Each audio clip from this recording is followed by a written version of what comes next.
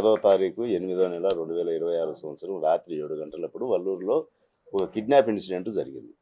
ఆ కిడ్నాప్ ఇన్సిడెంట్లో ఇమ్మీడియట్గా మా పోలీసులు స్పందించి ఆ కిడ్నాప్ అయిన అతన్ని జిఎస్ఎల్ మెడికల్ ఇన్స్టిట్యూషన్స్ మరియు కిమ్యూ ఇంటర్నేషనల్ యూనివర్సిటీ భాగస్వామ్యంతో ఇండియన్ అలైన్డ్ ఎంబీబీఎస్ కోర్స్ అడ్మిషన్లు అందిస్తోంది నియో.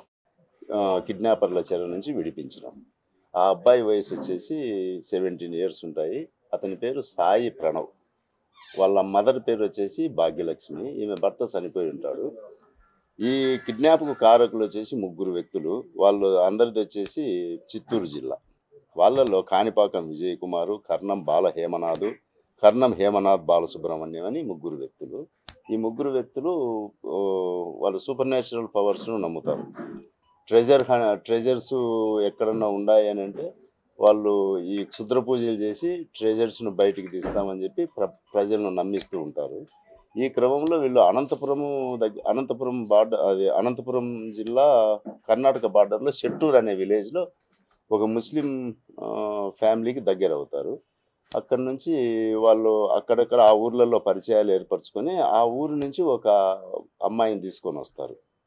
ఎక్కడికి? వల్లూరుకి తీసుకొని వచ్చి భాగ్యలక్ష్మి వాళ్ళ ఇంట్లో పెడతారు.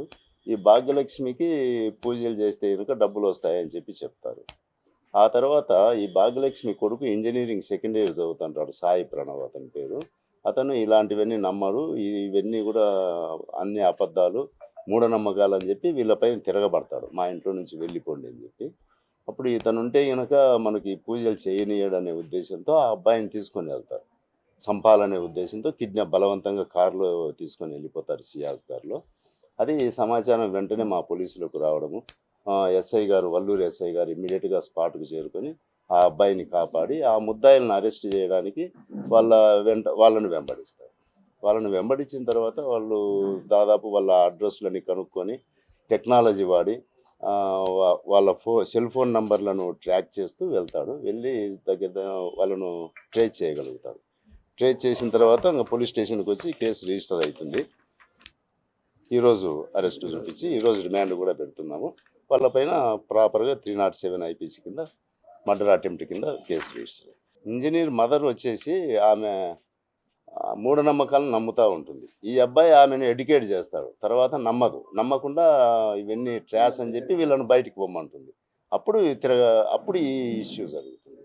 ఒకవేళ ఆమె కూడా నమ్మి వీళ్ళని బయటికి పోకుండా ఇంట్లోనే పెట్టుకొని ఉంటే ఈ ఇష్యూ జరగదు కదా. నా పేరు నాగసాయి ప్రణవ్ కుమార్ శర్మ. నేను బీటెక్ సెకండ్ ఇయర్ చదువుతున్నాను. నిన్న సాయంత్రము వాళ్ళు మా ఇంటి దగ్గరకు వచ్చేసి రారా బయటికి పోదాం, పానీపూరి తిందామంటే నేను ఎంతసేపటికి రానన్నాను. బజార్లో కూడా చాలా రాను అంటేనే బలవంతంగా రా అని మాటలు బుద్ధిగిచ్చి గట్టిగా పిలుచుకోపోయినారు. పోతా ఉండగా దారిలోనే కారు ఆపి బీభత్సంగా కొట్టినారు. తలకు కొట్టినారు, కడియంతో కొట్టినారు, ఇదంతా తలపోలు కొట్టినారు, కారులోంచి కింది దింపి కొట్టినారు. నేను కొడతా అంటే మళ్ళీ కారు ఎక్కువ అంటే నేను కారు ఎక్కకుండా తప్పించుకొని ఊర్లోంచి తిరిగి మొత్తము వేరే వాళ్ళ ఫోన్ ఇప్పించుకొని వాళ్ళ ఫోన్లోంచి ఫోన్ చేసి సమాచారం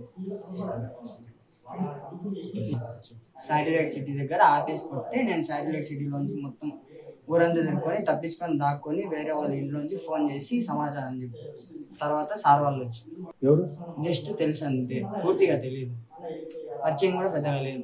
నిన్ను ఎందుకు కొట్టారు తెలియదు. కొడతా అంటే కూడా ఎందుకు అడుగుతా అంటే కూడా వల్గర్ లాంగ్వేజ్ యూజ్ చేస్తున్నారు. వల్గర్ లాంగ్వేజ్ యూజ్ చేస్తానే కొట్టినారు. అంటే తెలియకుండానే వాళ్ళు మాకు తెలిసిన వాళ్ళు తీసుకొని వచ్చినారు. వాళ్ళని ఎన్ని రోజుల క్రితము? ఒక 3 days క్రితము 2 days ఉండేసినారు. మేము వద్దు ఇంకా గట్టి అడిచి వెళ్ళిపోండి అంటే వెళ్ళిపోయి సండే నైట్ వచ్చినారు. సండే నైట్ మళ్ళీ మండే మార్నింగ్ పోయే వాళ్ళు ఆగినారు. ఎందుకు ఆగినారు తెలియదు.